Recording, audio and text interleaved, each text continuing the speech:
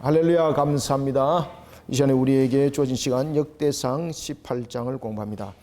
자, 여러분들 그 역대상에서 우리가 에스라의 그 신학, 사상, 신앙 이 세 가지가 하나로 어울리지는 것이 있는데 그것이 하나님의 나라였죠, 그죠? 하나님의 나라. 그 하나님의 나라에서 중심 인물이 누굽니까? 다윗이었습니다. 다윗. 왜냐하면은 하나님께서 구원에 관한 하나님의 언약의 성취가 다윗을 통해서 이루어지기 때문입니다. 그래서 에스라가 이 다윗에 대한 부분들을 굉장히 중요하게 그 내용들을 다룹니다.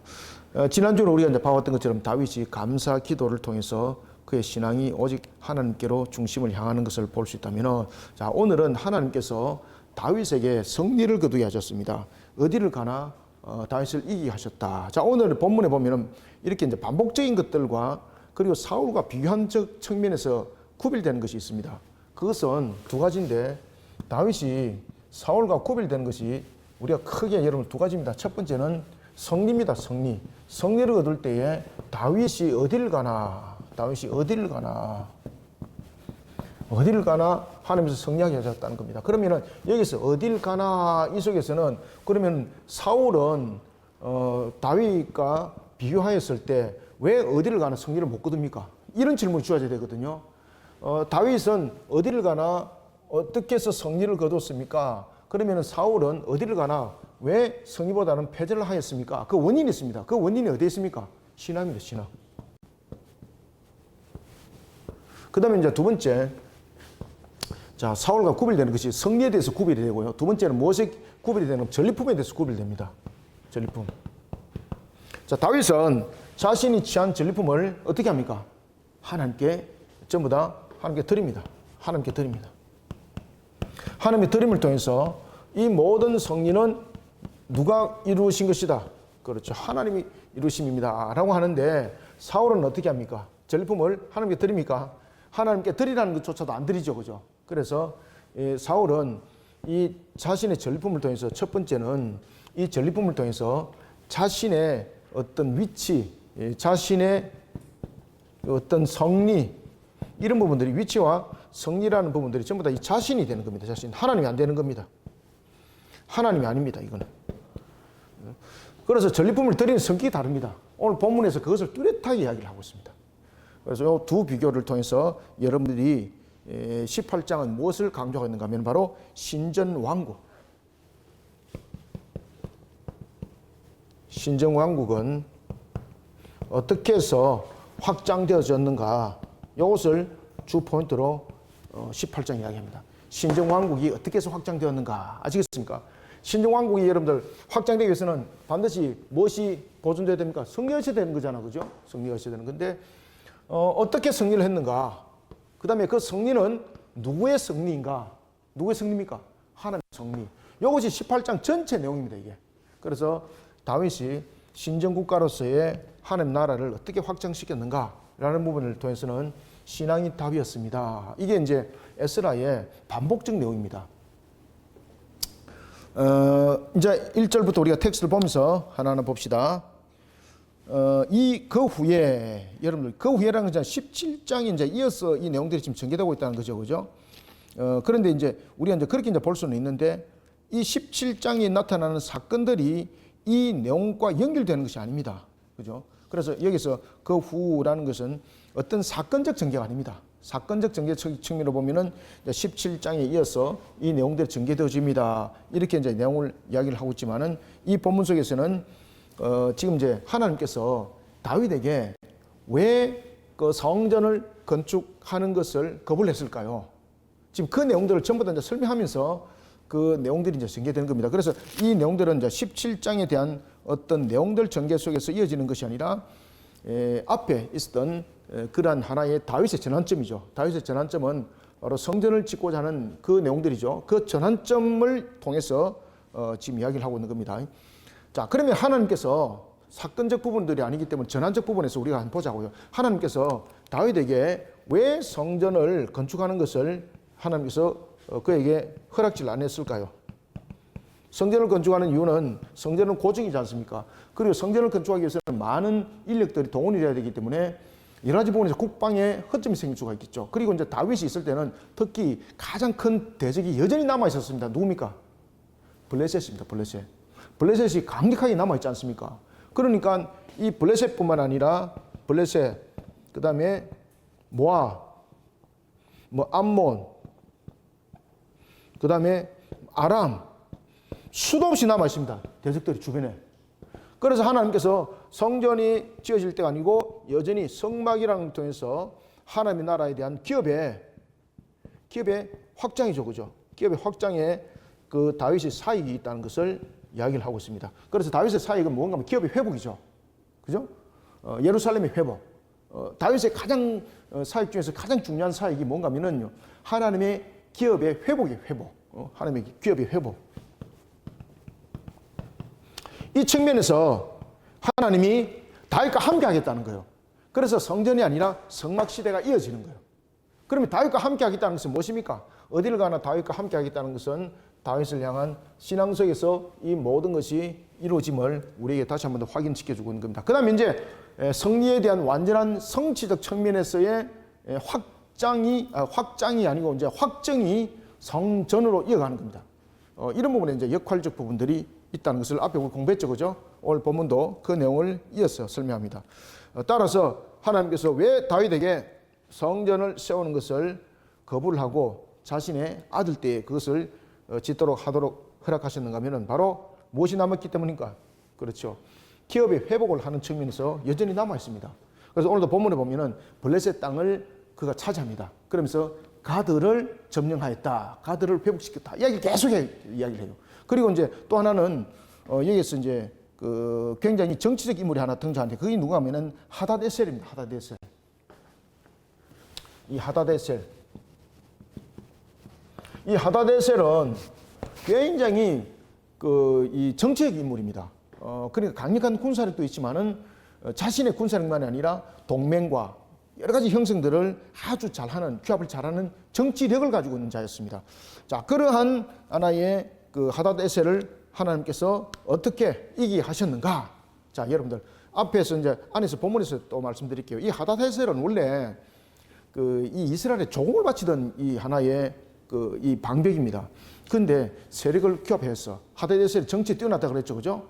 정치와 이런 부분에서 굉장히 뛰어납니다. 그러다 보니까 연합을 이루어 세력을 이루어서 나중에는요, 그 사울이 있을 때도 종을 바쳤습니다. 전부 다 이탈해 버리는 겁니다. 그러면서 하나의 세력을 규합을 해서 이스라엘에 직접 대항을 하는 인물이 되는 겁니다. 그런데 이 이스라엘에 대항을 하는데 이스라엘이 이 하닷에셀을 이스라엘의 능력으로 이길 수가 없는 거예요. 왜냐하면은 하닷에셀이 굉장히 정치적 인물이라고 했지 않습니까? 안에도 이제 본문 읽어보면요, 이 하닷에셀이 굉장히 다양한 측면에서 동맹도 맺고 이런 정치력을 가지고 있어요. 그러니까 이게 만만한 상대가 아닌 거예요. 근데 하나님께서 이런 하닷에셀을 삭막하게 정리하게 하십니다. 자, 우리가 본문을 보겠습니다. 그 후에 다윗이 블레셋 사람을 쳐서, 여러분들 블레셋 사람이라는 것은 다윗이 대항해서 이길 수 있는 인물이 아니잖아, 그죠? 나라가 아니지 않습니까? 사울이 패전했습니다. 그러면 그 여력과 그 주변에, 특히 또 블레셋도 보면은 여러 가지 이제 그 주변에 있는 그런 족속들이 형성되어 있었죠. 함께 연합을 이루고 있죠, 그죠? 다윗이 대적하기는 무척 버거운 상대입니다. 그런데 오늘 본문에 보면은 블레셋 사람들을 쫓아내고 그들의 굉장히 핵심적인 하나의 가드를 차지합니다. 18장, 그 후에 다윗이 블레셋 사람을 쳐서 항복을 받고, 여러분 우리가 싸우는데 항복을 받았다는 것은 무슨 뜻입니까, 이거? 대체로 여러분들 항복 잘 안 합니다. 항복한다는 것은 뭔가 하면은 그들에게 조공을 바치는 주동관계 형성됐다는 이야기입니다. 그러면은 자신의 신에 대한 정말로 치욕적인 내용입니다. 블레셋이 잘 기억하십시오. 여러분들, 우리가 엘리 제사장이 있을 때에 홈리와 비나스가 언약궤를 전장에 틀어 갖고 갔지 않습니까? 그때 블레셋 사람들은 뭐라고 말했습니까? 그들의 신이, 여호와 신이 들어왔구나. 우리는 이제 꼼짝없이 다 죽었다. 우리가 그들에게 전쟁이 져서 항복하여서 그들의 종이 될 바야. 아시겠습니까? 종이 될 바야 어떻게 하자? 우리가 이 전투에서 그냥 죽자. 죽을 때까지 싸우자. 그렇게 해서 싸웠어요, 여러분들요. 그죠? 그러니까 항복하는 것이 얼마나 치욕적인가라는 것은 엘리 제사장의 아들이었던 홈리와 비나스가 언약궤를 메고 전장에 갔을 때 그 내용 속에도 드러납니다. 우리가 항복하여서 우리가 종살이를 하고 그런 치욕의 삶을 살기보다는 우리 신이 그런 치욕의 모습이 비춰지기보다는 우리가 그냥 이 싸움에서 전사하자 그냥. 그러면서 여러분 용맹하게 싸우면서 그 전쟁이 완전히 그냥 전화위복이 되어버리지 않습니까? 그리고 이제 하나님께서 그 전쟁을 통해서 홈리와 비나스를 벌하시고 이스라엘을 벌하는 단계가 그 속에서 일어나는 거죠. 자, 그런데 그런 블레셋이 여러분 항복했습니다. 항복. 왜 항복했겠습니까? 감당이 안 되는 거 감당이. 그러면 항복했다는 것은 무슨 관계입니까? 조공을 맺는 관계, 주종 관계가 형성되는 겁니다. 그들이 항복했다. 이거는요, 고대 전쟁에서 무조건 주종 관계 성립됩니다. 그래서 조공을 받던 쪽에서 조공을 바치는 쪽으로 변해버리니까 얼마나 여러분들 그게 치욕이 되겠습니까? 그죠? 자신들이 그렇게 하지 않으면 살 길이 없는 거예요, 여러분들. 그 정도로 하나님께서 다윗을 강력하게 만들어 갑니다. 자, 이런 다윗은요, 점령하는 땅을 전부 다 어떻게 할까요? 여러분들 요셉의 특징이 뭐예요? 요셉의 특징. 하나님이 주시는 지혜로 나라를 개간하죠. 그 다음에 조직을 형성하죠. 이것이 요셉의 굉장히 뛰어난 지혜였죠. 그 도랑법들을 개발하고, 그 다음에 이제 창고에 대한 부분들도 전부 다 하나의 조직적, 구조적 측면에서 다스리는 구조를 형성하지 않습니까? 다윗이 딱 그 내용을 그대로 갑니다. 사울은 점령했다. 그러면은 그 속은 그냥 힘의 자랑이었습니다. 근데 다윗은 어떻게 하나요? 점령하면은 무엇을 구성해요? 조직을 딱 구성해요, 조직을. 아시겠습니까? 조직을 구성하니까 이게 나라가 탄탄해지는 거예요, 탄탄해지는 거예요. 사울은 자신이 점령했던 곳에서 또 물러가 버리면 또 이곳이 여전히 허전해지는데 다윗은 점령한 곳에 항상 조직을 구성해요. 아시겠습니까? 관리제도를 관리제도로. 행정적 관리제도. 이걸 전부 다 가는 곳마다 만들어 놔요. 그러니까 모든 부분들이 자신이 전쟁을 치르고 또 떠나더라도 이 조직이 살아있잖아. 그죠? 그래 여전히 주둔한 상태가 되는 거예요. 자, 그리고 또 하나는 다윗의 그러한 조직적 부분들을 여러분들이 성전 제사에 대해서도 24반열 기억나시죠? 굉장히 조직적으로 만들어가지고 찬양대, 레위인들 전부 다 24반열로서 형성하지 않습니까? 이런 부분들이 다윗 때문에 세워집니다. 그러니까 다윗이 보면 굉장히 행정가라는 것을 알 수 있습니다. 마치 요셉처럼 말입니다. 그러면은 그가 이러한 조직적 구조를 형성하고 행정을 구축하도록 누가 지혜를 주는 거예요? 하나님이. 자, 그러면은 다윗은 그러한 행정을 구조를 형성하여서 자신의 왕국을 만들어 갔나요? 하나님의 나라의 왕국을 만들어 갔나요? 신정왕국. 하나님의 나라를 견고하게 세워나갔습니다. 그러니까 하나님이 어디를 가나 이기게 하신다. 어디를 가나 이기게 하신다. 그러면서 기업의 회복을 그냥 전쟁을 치르고 그냥 이겼다 이것이 아니고 전쟁을 통해서 하나님 나라를 확장을 하고 그 다음에 그 전쟁을 통해서 하나님의 선의 목적들을 이루어 나가고 그리고 그것을 제도적 측면에서 그가 모든 것을 견고하게 세워나가는 하나님의 나라의 다스림 방식 한 주신 지혜로 그 모든 것들을 이어갔습니다. 요게 이제 안에 내용이 뒤에서 등장합니다. 자, 봅시다. 3절 2절부터 봅시다. 또 모압을 침해 모압 사람이 다윗의 종이 되어 무엇을 바치더라? 조공을 바치더라. 주종관계 형성됐다는 거죠. 그죠? 주종관계. 주종관계. 자, 여러분들 이 주종관계 왜 중요할까요? 여러분들. 자, 여기서 조공을 바쳤다는 것은 여호와의 다스림을 받는 겁니다. 여러분들. 이 단순하게 납세를 하듯이 1년에 살몇 대, 살몇 가마 이게 아닙니다. 여러분들요. 여호와의 다스림을 받았다는 뜻이에요. 이게. 조공을 바쳤다는 것은. 자, 3절 소바왕 하닷 에셀이 유브라데 강가에서 자기 세력을 펴고자 하며 보십시오. 자기 세력을 편다는 것은 뭡니까? 굉장히 정치적이죠. 그죠? 그 정치력이 굉장히 뛰어납니다. 유브라데 강가에서 자기 세력을 펴고자 하며 다윗이 그를 쳐서 하맛까지 이르고 그는 이렇게 소바왕이 정치에 탁월함이 있었고 그러한 속에 여러 부분에 이제 동맹들을 맺었습니다. 그러나 이 동맹들을 맺었음에도 불구하고 하나님께서 이기게 하시는 거예요. 사울 같으면 이거 이기겠습니까? 못 이기겠습니까? 못 이깁니다, 이거. 하닷에셀 하나만 치는 것이 아니라 옆에 동맹이 형성되어 있기 때문에 하닷에셀을 손대는 순간 옆에서 터집니다.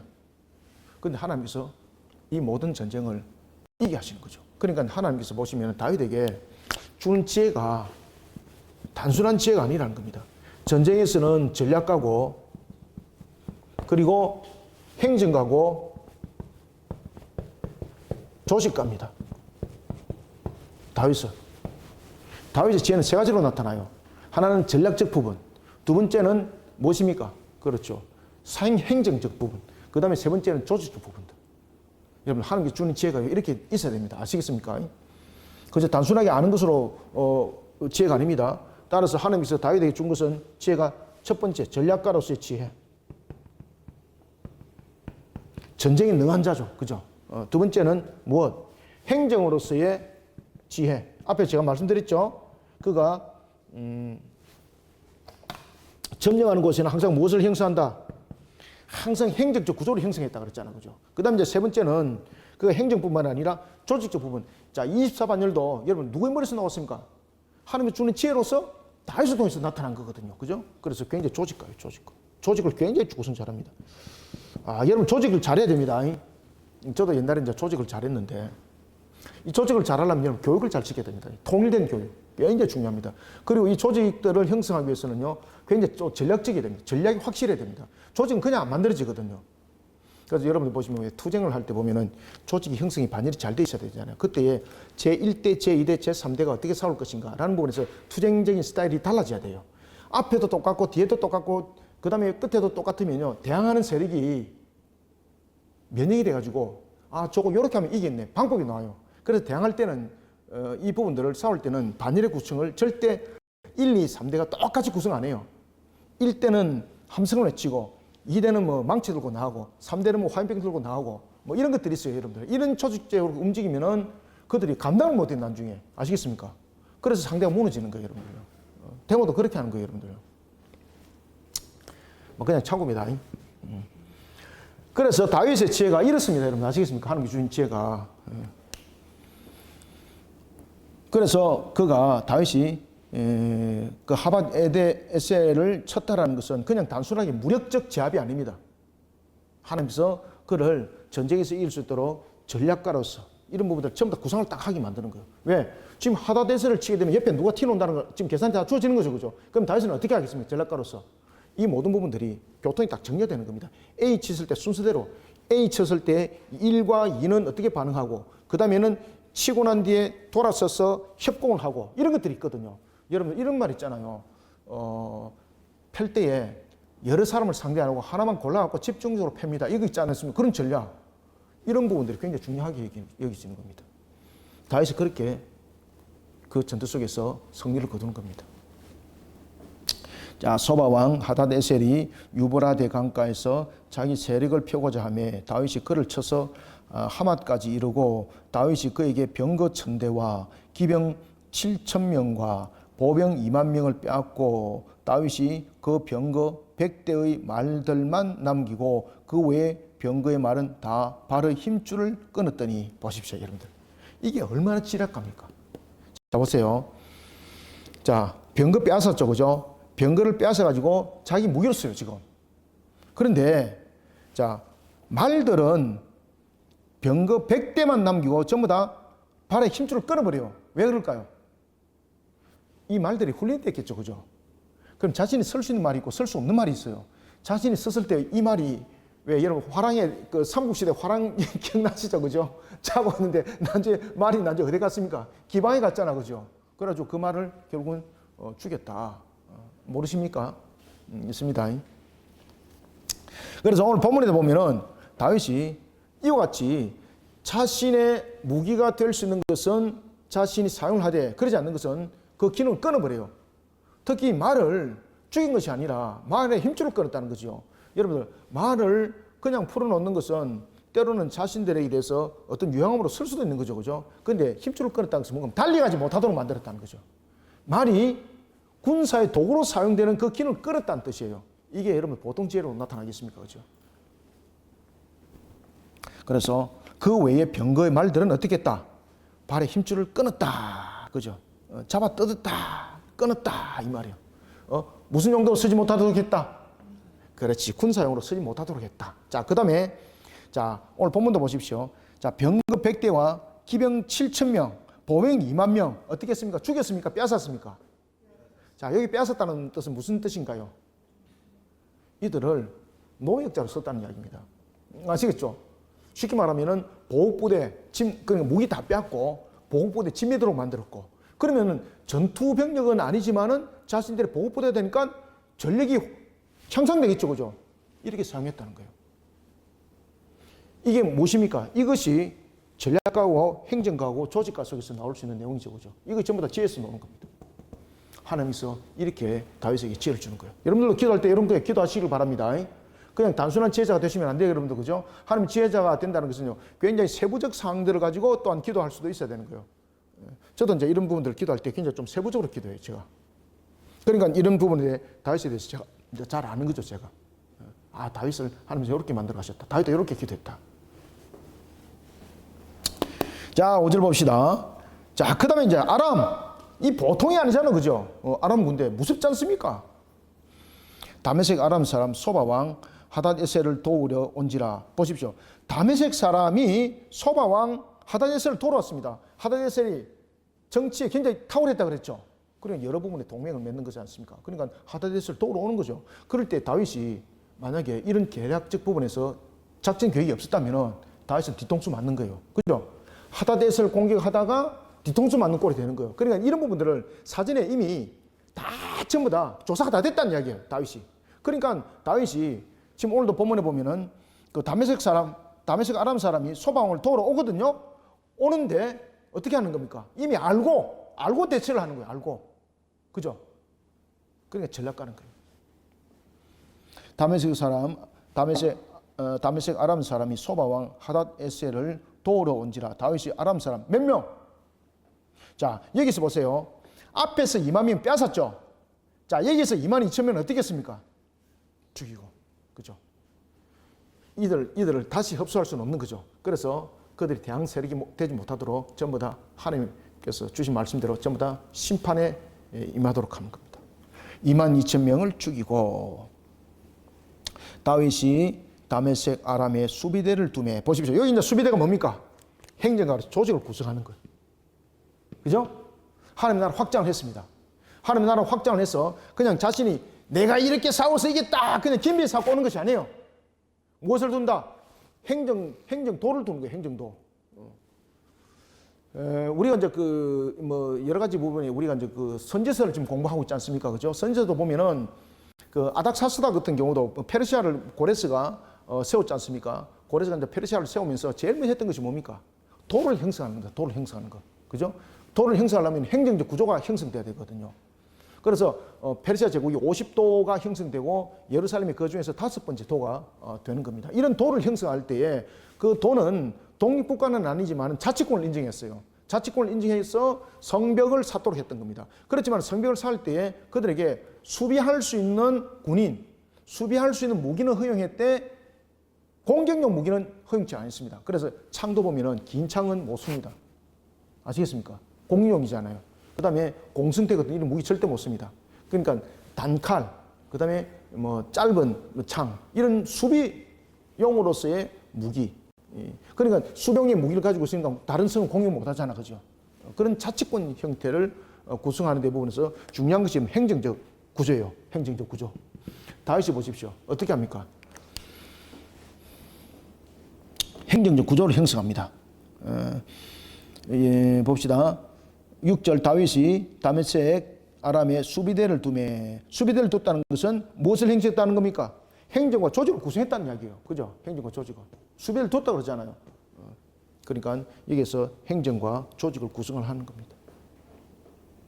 수비대를 두매 아람 사람이 다윗의 종이 되어 조공을 바치니라. 다윗이 어디로 가든지 여호와께서 이기 하시니라. 자, 여러분들 다윗의 승리의 근본은 무엇입니까? 다윗의 승리의 근본. 그렇죠. 신앙입니다. 여호와께서 어디를 가나 승리하게 하셨습니다. 그게 신앙. 여러분들도 어디를 가나 승리하시길 바랍니다. 그 속에서 근본은 신앙입니다. 신앙. 하나님께서 어디를 가나 승리하게 하셨다. 하나님께서. 그럼 하나님께서 승리하게 하는 이유는 근거는 어디에 있는가? 근거. 신앙이죠. 신앙. 특히 신앙 가운데서도 어떤 신앙입니까? 하나님 나라 신앙.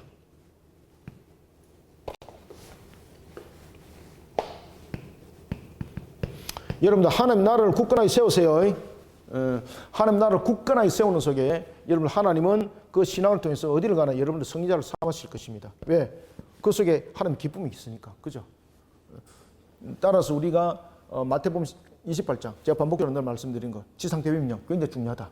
19절부터 20절. 그냥 단순하게 우리가 그냥 알고 지나갈 수준으로 하면 안 된다. 이거는요, 요한계시록의 전체적인 맥락을 함께 끌고 가고 있는 내용들입니다, 이게. 자, 봅시다. 그래서 어디를 가든 여호와께서 이기게 하시니라. 다윗이 하닷에셀의 신하들이 가진 금방패를 빼앗아 어디로 가져갔습니까? 자기에게 가져갔나? 예루살렘으로 가져갔나? 자, 예루살렘에 가져간 이유가 무엇일까요, 여러분들? 그렇지. 하나님께 성리와 영광을 돌려드리는 겁니다.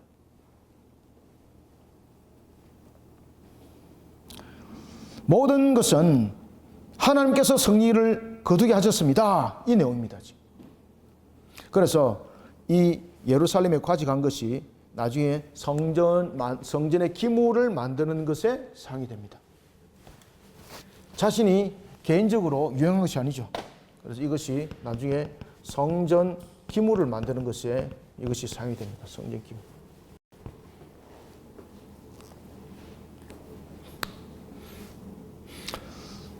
어, 7절 다윗이 하다데셀의 신하들이 가진 금방패를 빼앗아 예루살렘으로 가져오고 또 하다데셀의 성읍 디브핫과 군에서 심히 많은 놋을 빼앗았더니 솔로몬이 그것으로 놋대와 기둥과 놋그릇을 만들었더라. 자, 이거는 다윗 이후에 솔로몬이 왕이 됐을 때 부분들을 함께 삽입해서 들어온 겁니다. 이거를 똑같이 보시면 안 됩니다. 같은 당대 내용으로 보면 안 됩니다. 그러니까 다윗이 전리품을 취한 것을 가지고 아들 솔로몬은 예루살렘에서 그것을 두드리고 망치가지고 막 놋대를 만들 이게 아닙니다. 다윗이 죽고 난 이후에 솔로몬이 왕으로 세워졌을 때의 내용들입니다. 그러면은 다윗은 자신이 취한 이 전리품을 어떻게 했다는 겁니까? 자신의 개인적으로 취하지를 않았다는 겁니다. 그래서 이 예루살렘으로 가져왔다는 것은 무엇으로 쓰기 위해서 하나님께서 다윗에게 무슨 말씀하셨습니까? 그 성전에 대해서 이야기할 때에 그가 아니라 그의 아들이라고 그러잖아요. 그래서 다윗은요, 그것을 준비하는 겁니다. 이 전리품을 예비품으로서 무엇은 예비품? 그렇지. 성전 기물, 성전에 쓰는 예비품으로서 그가 예루살렘을 가져오는 것입니다. 그렇게 준비되었던 것을 그의 아들 솔로몬이 그것을 가지고 성전 기물을 만들었습니다. 이 말입니다. 아시겠죠? 그죠? 봅시다. 8절 또 하닷에셀의 성읍 디브핫과 군에서 심히 많은 놋을 빼앗았더니 솔로몬이 그것으로 놋대와 기둥과 놋그릇을 만들었더라.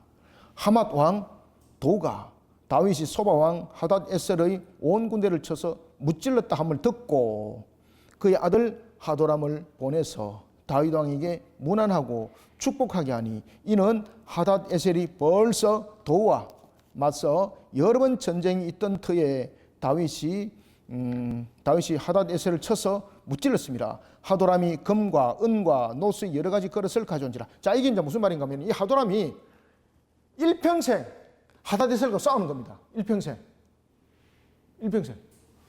그런데 그가 하닷에셀이 이긴 적이 없어요, 여러분들. 그 속된 말로 말하면은 그냥 이빨 안에 낑긴 무슨 그 찌꺼기도 아니고 늘 자신을 괴롭히는 가시인 거예요, 하닷에셀이. 그런데 그런 하닷에셀을 다윗이 제거해 준 거예요.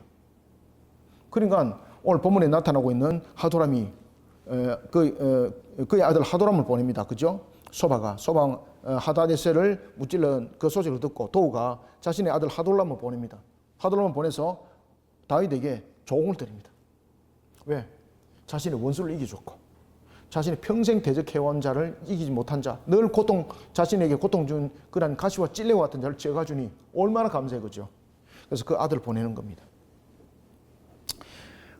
하맛 9절 하맛 왕 도우가 다윗이 소바 왕 하닷에셀의 온 군대를 쳐서 무찔렀다 함을 듣고 그의 아들 하도람을 보내어. 자, 여러분들 자신의 아들을 보낼 정도면 무엇입니까? 자신을 대신 보내는 거거든요. 그러면 여기서 말하고 있는 부분들은 지금 다윗에게 대해서 모든 것을 다윗에게 드리는 형식이 되는 겁니다. 마치 신하와 같은 모습으로. 그의 아들 10절 그의 아들 하도람을 보내서 다윗 왕에게 문안하고 축복하게 하니 이는 하닷에셀이 벌써 도와 맞서 여러 번 전쟁이 있던 터라. 이게 이제 뭔가 하면은 하닷에셀과 끊임없이 평생 전쟁을 해오고 있었고 이 부분에서 하닷에셀이 자신에게 가시와 찔레 같은 모습으로 늘 괴롭히는 자였다는 겁니다. 그 가시를 뽑아주니까 얼마나 감사해, 그죠? 여러 번 전쟁이 있었던 터에 다윗이 하닷에셀을 쳐서 무찔렀습니다. 하도람이 금과 은과 노스의 여러 가지 그릇을 가져온지라. 다윗 왕이 그것도 어떻게 하더라? 자, 그것도 이게 사울과 큰 차이죠. 앞에도 제가 말씀드렸죠, 그죠? 사울은 전리품을 취해서 어떻게 했습니까? 그렇지, 자기를 드러내고 자신의 유익을 위해서 이야기했는데 그것도라는 거예요. 그러니까 다윗은 그 전리품을 전부 다 하나님의 나라를 위해서, 승리가 하나님의 나라거든요. 하나님의 나라 확장을 위해서 그가 모든 승리를 거뒀고, 그 승리는 하나님께서 이기게 하심으로써 승리를 거뒀다는 것을 알고 그 전리품을 함께 드렸다는 거예요. 그러니까 그가 전쟁에서 자신의 능력과 자신의 어떤 군대의 힘이 아니라 하나님이 도우심으로 이 전쟁을 이겼다는 것에 대한 부분들이 이 전리품에 나타납니다. 그래서 이 전리품을 항상 그는 승리할 때마다 그 전리품을 하나님께 드려요. 이 전쟁은, 이 승리는 하나님이 이루어 주셨습니다. 여러분, 전리품은 누가 취하나요? 전리품은 전쟁에서 이긴 자가 취하는 겁니다. 그런데 그 전리품은 취하지 않습니다. 취하지 않습니다. 그리고 그 전리품을 예루살렘에 하나님께서 언약궤가 있는 그 성막에 다 드리면 되는 거예요. 이것은 모든 전쟁은 하나님께서 이겨서 승리를 거뒀습니다라는 그의 신앙의 고백인 겁니다. 그래서 오늘도 본문에 보면은 그것도라는 것은 뭐 자기가 관심 없는 것만 드린 것이 아니고 이것도 저것도가 아니라 모든 것을 말하고 있습니다. 모든 전리품 여호와께 드렸다. 모든 전쟁의 승리는 여호와의 승리다. 이것이 다윗의 신앙입니다. 다윗의 고백입니다. 여러분들도 대적을 이김이 여러분들의 능력이 아니고 하나님의 은혜 가운데 이김이고 하나님께서 이기게 하심이고, 이런 부분들이 신앙의 고백이 되어야 되는 거예요. 다윗처럼. 다윗 왕이 그것도 여호와께 드리되 에돔과 모압과 암몬 자손과, 보십시오. 이스라엘 역사 속에서 계속 함께 해왔던 원수들입니다. 이 원수를 전부 다 총정리해 버렸습니다. 하나님께서. 에돔과 모압과 암몬 자손과 블레셋 사람들과 아말렉, 보십시오. 출애굽하면서 막 계속 괴롭혔던 세력들 아닙니까, 그죠? 에돔과 모압과 암몬 자손과 블레셋 사람들과 아말렉 등 모든 이방 민족에게 빼앗아, 모든 이방 민족에게서 빼앗아 온 은금과 함께하여 드리니이다. 그죠? 모든 것을 하나님께 드렸다. 그러면 이 전쟁의 승리는 누구다? 그렇죠. 하나님께서 이기게 하셨다. 그는 하나님의 나라 확장을 위해서 사명을 감당했습니다. 그런데 그 신앙조차도 탁월함이 되는 거죠. 그러니까 하나님이 다윗을 그냥 막 업어가는 거예요. 12절, 스루야의 아들 아비새가 소금 골짜기에서 에돔 사람 18,000명을 쳐 죽인지라. 여기서는 이제 여러분이 잘 아시는 것처럼 이제 30년 용사, 3대 제1대 3대 용사, 제2대 3대 용사, 뭐 이런 제3대 3대 용사, 이제 이런 부분들을 또 함께 거론하면서 그들의 승리 또한 하나님께서 이스라엘을 이기게 하신 것도 다윗의 신앙을 모판으로 하여서 전부 다 이기게 하셨습니다라는 것입니다. 13절, 다윗이 에돔에 수비대를 두며, 보십시오. 지금도 수비대를 두죠, 그죠? 항상 무엇 합니까? 조직 구성하잖아요, 조직 구성. 다윗이 에돔에 수비대를 두며 에돔 사람이 다 다윗의 종이 되니라. 다윗이 어디로 가든지 여호와께서 이기게 하셨더라. 자, 여기서 에돔에 사람을 둔 이유는 조직과 행정을 함께 구성하는 거죠. 그죠? 조직과 행정. 조공을 바치는 것은 행정이죠. 그죠? 사람을 둔 것은 조직이죠. 그 다음에 조공을 바치는 것은 행정적 구조죠. 조직과 행정을 항상 같이 심어놔요. 조직과 행정 구조를 항상 같이 심어놓는 이유가 무엇입니까? 하나님 나라 확장이에요. 하나님 나라 확장. 그죠? 여호와 이름으로 다스리는 거예요. 전부 다. 그러니 하나님께서 다윗이 어디를 가나 이기게 하는 거예요. 다윗이 어디로 가든지 여호와께서 이기게 하셨더라.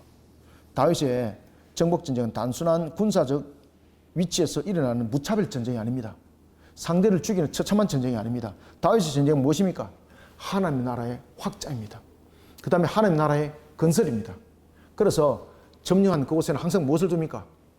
조직과 행정을 둡니다. 자, 그러면은 조직과 행정을 둘 때에 조공을 받을 목적으로만 행정을 뒀나요? 조공을 받을 목적으로만 조직을 뒀나요? 아닙니다. 그들을 무엇으로 다스리는 겁니까? 그렇지, 맞아요. 신앙으로 하나님의 말씀을 다스리는 거예요, 여러분들. 그러니까 하나님 기뻐하는 거예요, 여러분들요. 우리가 조직을 만들어오고 행정을 만들어놨는데 조공을 받는 일에만 열심히 조직을 두고 행정을 했다 그러면 그것도 자기 영광이잖아요. 그죠? 다윗은 조직과 행정을 둔 이유가 무엇입니까? 신앙을 만들어가는 겁니다. 신앙을. 무슨 신앙? 여호와의 신앙으로, 하나님 나라. 그러니까 말씀으로 그들을 다스리는 거예요. 하나님 말씀. 이게 다윗의 특징이에요. 그러니까 하나님께서 어디를 가나 그를 이기게 한다. 하나님 나라 기업의 회복, 하나님 나라 건설, 하나님 나라 확장, 이런 부분들이 다윗의 사명이었습니다. 그래서 다윗은 하나님 나라 사명을 감당하면서 항상 무엇을 두는 겁니까? 조직과 행정을 두면서 하나님 말씀을 그 속에 두는 거예요. 그리고 그 말씀을 지키게 만드는 거예요. 자, 14절. 다윗이 온 이스라엘을 다스려 모든 백성에게 정의와 공의를 행할세. 보십시오. 그죠? 여기서 정의와 공의는 무엇입니까? 사람의 패거리인가요? 무슨 자신의 지지 세력이 많아서 내가 이렇게 다스린다. 그것이 정의와 공의인가요? 아니죠. 다윗의 정의와 공의는 어디서 나타나는 겁니까? 하나님 말씀이잖아요. 법도와 규례. 그래서 제가 계속해서 그 이야기를 하는 거예요, 여러분들. 어디를 가나 그가 이렇게 말합니다. 하나님께서 다윗이 온 이스라엘 다스려 모든 백성에게 무엇과 무엇을, 그렇죠. 여러분, 우리가 정의와 공의를 행해야 됩니다. 정의와 공의를 행했다는 거죠. 행해. 정의와 공의를 행했다는 것은 뭔가 하면은 하나님의 말씀을 지키도록 백성들에게 그 법과 제도를 두었다는 이야기입니다. 이게 하나님 나라 아닙니까? 그죠? 하나님 나라가 그저 우리가 점령만 하면 하나님 나라인가요? 아니잖아요. 하나님 나라는 그 말씀을 지켜 준행하면 하나님 나라예요, 여러분들요. 에스라도 그 이야기를 분명히 해요, 여러분들요. 에스라 역대상뿐만 아니라요, 에스라서에서 그 이야기를 분명히 합니다. 그래서 우리는 군사력 속에서 점령하면 점령이 아니에요. 하나님 나라 건설이라는 것은 우리가 교회를 몇 개 세웠다, 그것이 하나님 나라 확장이 아니에요. 하나님의 말씀으로 십자가 복음으로써 그 지역이 주님의 은혜로 다 덮어져야 되는 거예요. 하나님 말씀으로 덮어져야 되는 거예요. 이게 하나님 나라 건설 아닙니까? 15절, 16절, 17절 읽습니다. 스르야의 아들 요압은 군대 사령관이 되고, 이게 이제 여러분들이 잘 아시는 것처럼 이제 대외적으로 이제 행정 제도를 정비하고 그가 차지했던 곳에는 이런 행정적 구조와 그 다음에 조직적 구조와 이런 부분을 통해서 하나님 나라를 건설해 나가는 거예요. 스르야의 아들 요압은 군대 사령관이 되고 조직하잖아요. 아힐루스의 아들 여호사밧은 무엇이 되고? 행정장관이 되고. 여러분, 행정이 참 중요합니다. 여러분들 아시겠죠? 요셉도 요셉이 된 것 가운데 가장 중요한 포인트가 뭡니까? 행정을 잘했기 때문에. 행정. 그죠? 그가 행정을 할 때도 그 행정이 탁상 행정이 아니고 실질적인 사실의 행정이지 않습니까? 그죠? 행정장관이 되고, 16절, 아히두브의 아들 사독과 아비아달의 아들 아비멜렉은 무엇이 되고? 제사장이 되고, 사오사는 서기관이 되고. 그는 여기서 보면은 정치적, 군사적, 그 다음에 종교적 부분에서 전부 다 모든 조직을 구성을 하죠. 이 조직을 구성하면서 행정을 형성하는 이유가 무엇입니까? 하나님 나라 건설, 하나님 나라 확장. 17절, 요야다의 아들 브나야는 그렛 사람과 블렛 사람을 다스리고, 다윗의 아들들은 왕을 모시는 사람들의 우두머리가 되니라. 이게 뭐 자신의 아들이기 때문에 세속 정치를 펼쳤다, 세습 정치다, 이게 아닙니다. 이거는 가장 척근 속에서 하나님의 말씀 속에서 다스려 나갔고, 그런 부분들이 일맥상통하게 전달이 잘 될 수 있는 조직을 구성했다는 이야기입니다. 이게 여러분들 조직을 구성하는데 뜬금없는 조직 구성하면은 이 전부 다 브레이크 걸리지 않습니까? 발음도 좀 또 안 좋긴 하네.